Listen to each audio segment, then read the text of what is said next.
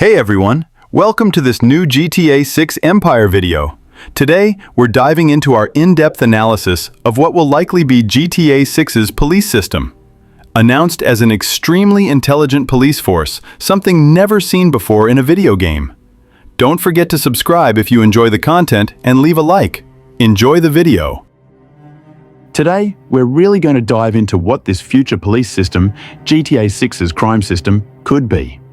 We'll obviously rely on the famous 2022 leaks.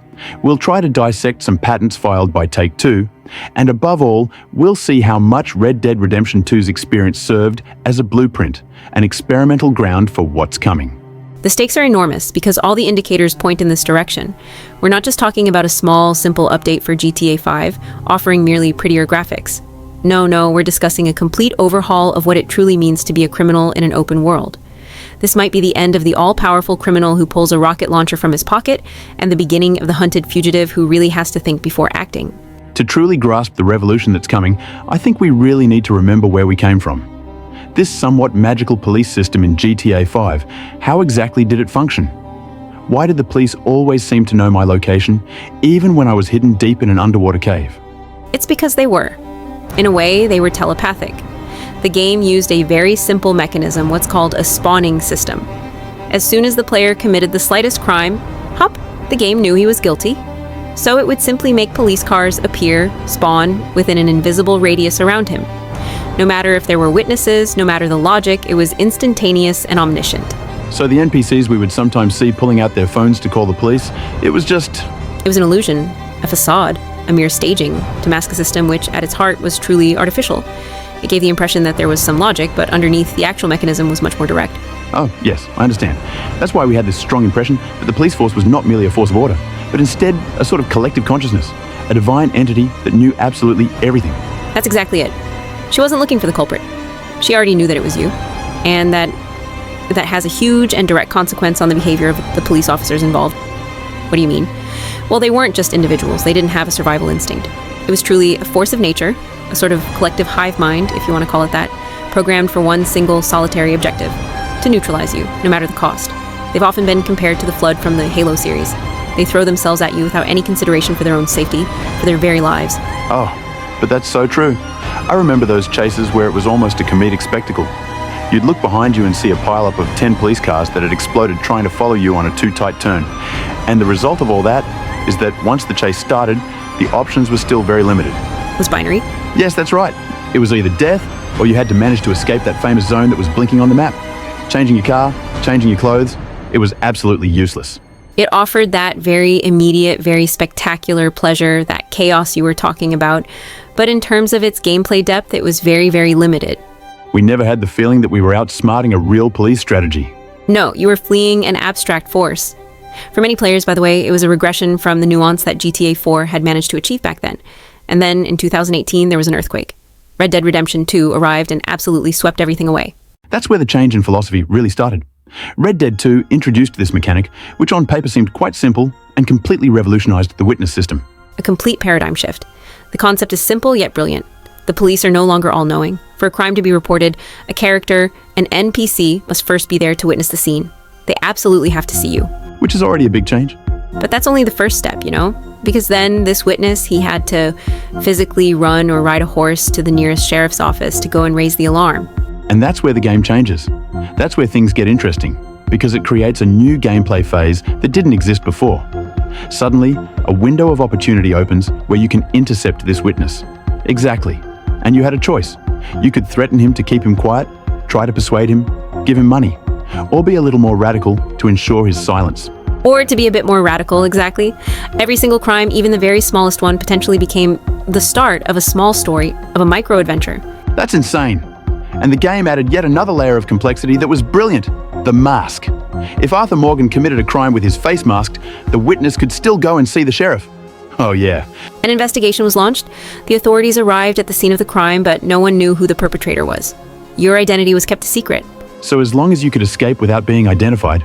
No styling on your hair, nothing. It was of a striking simplicity and tremendous effectiveness.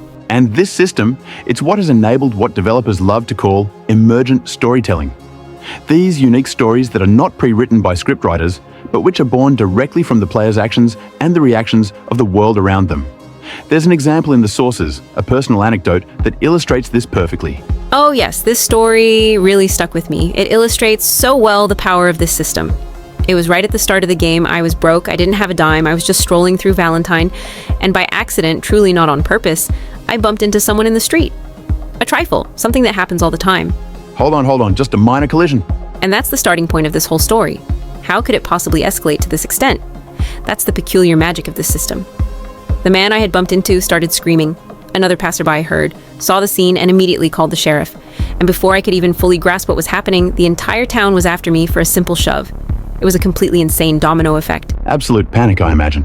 Total chaos. I'm trying to escape, find my horse, to leave the town as fast as I can, and then, in the panic of my escape, the police shot my horse.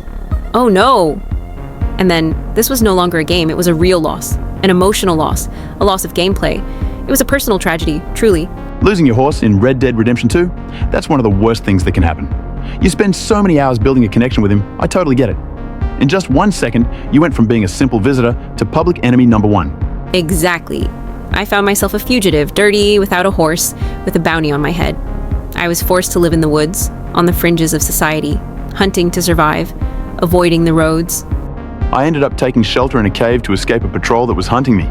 And there, by some incredible chance, I found a treasure map. Luck is turning?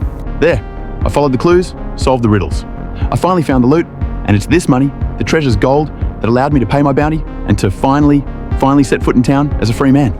It's an amazing story. And the craziest thing is, when I returned to camp a few days later, Dutch looked me over from head to toe and just asked, "For crying out loud, where on earth have you been?" The game had even acknowledged my extended absence.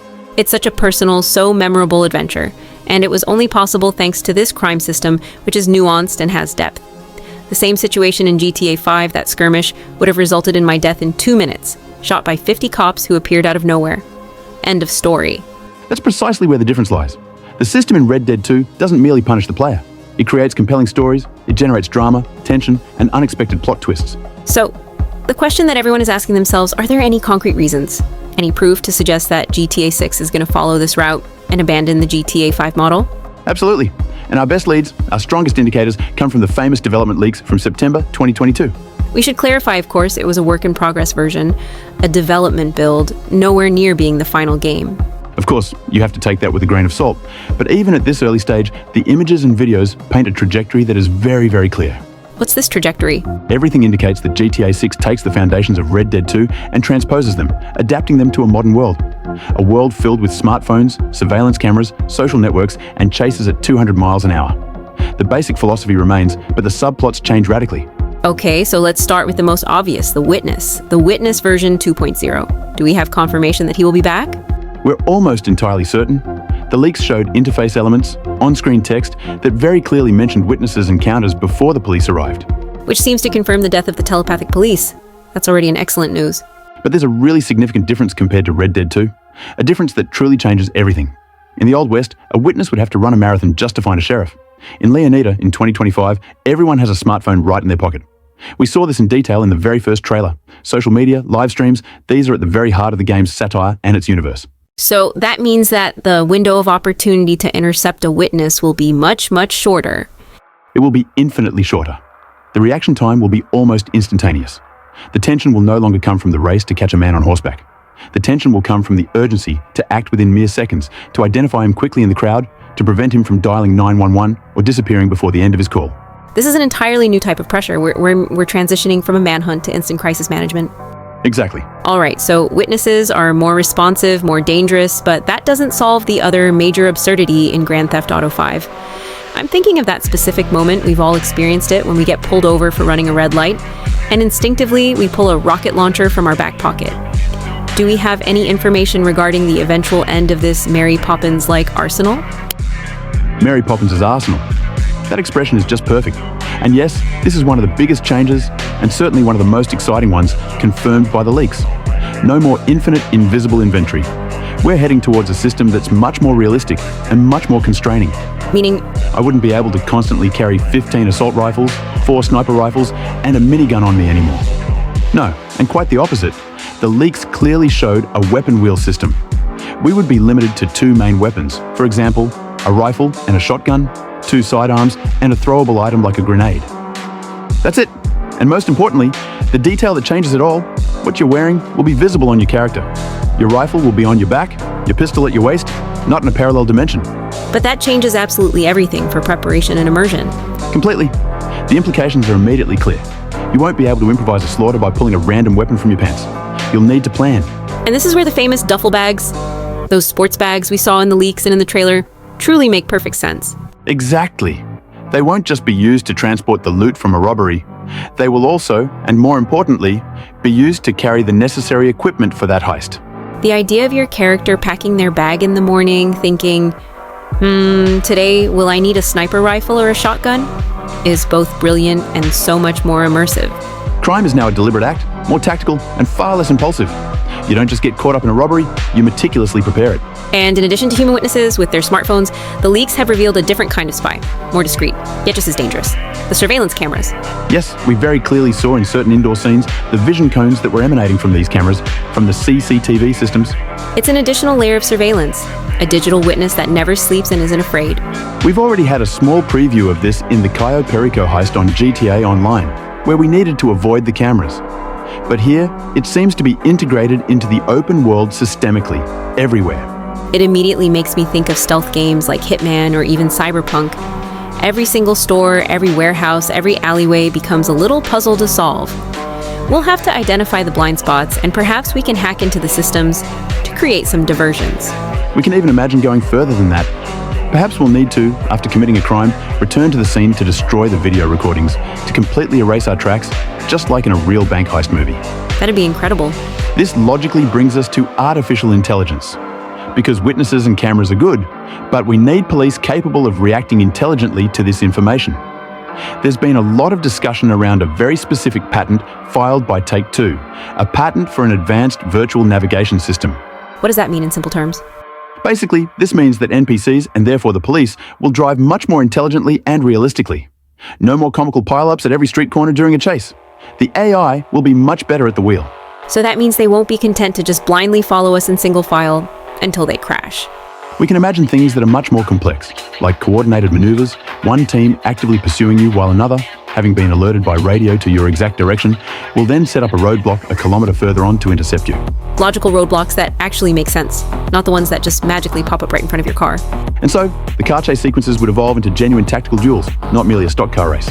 But the most fascinating thing about all of this, what truly seems to be the real game changer, is what appears to be a memory system.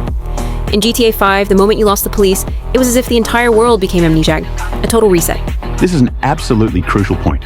GTA 6 seems to want a world that remembers. Just like in Red Dead 2, it's very, very likely that the police will no longer be looking for the player, an abstract entity. No, they'll be searching for a description. A male suspect wearing a green hoodie, driving a blue four-door sedan, last known direction, north on Interstate 97. But wait, this is a complete paradigm shift. It's a revolution. This immediately validates all the rumors and leaks about vehicle customization, the ability to change license plates, to quickly repaint your car, or even to hide weapons in your trunk. This would no longer be a simple cosmetic gadget, but a central and essential game mechanic for survival. Imagine the scene. Not a shootout, no. Just a routine traffic stop. The police pull you over because your car matches a description. They ask you to step out with your hands up. Are you kidding me? They want to search the trunk, where, obviously, you've hidden an assault rifle and the loot from your last heist. What to do in this situation? That is the question. We cooperate, hoping he won't discover anything. We try to bluff him. We take off at full speed and trigger an infernal chase. The gameplay possibilities born from this one situation are incredible. Just by assembling these puzzle pieces, the witnesses, the limited inventory, the cameras, the more intelligent AI with a memory, we already have a complete overhaul. But I have a feeling that the biggest change, it might actually be in what happens after the crime has been committed. Yes, that's exactly right. This is what I would describe as the investigation phase.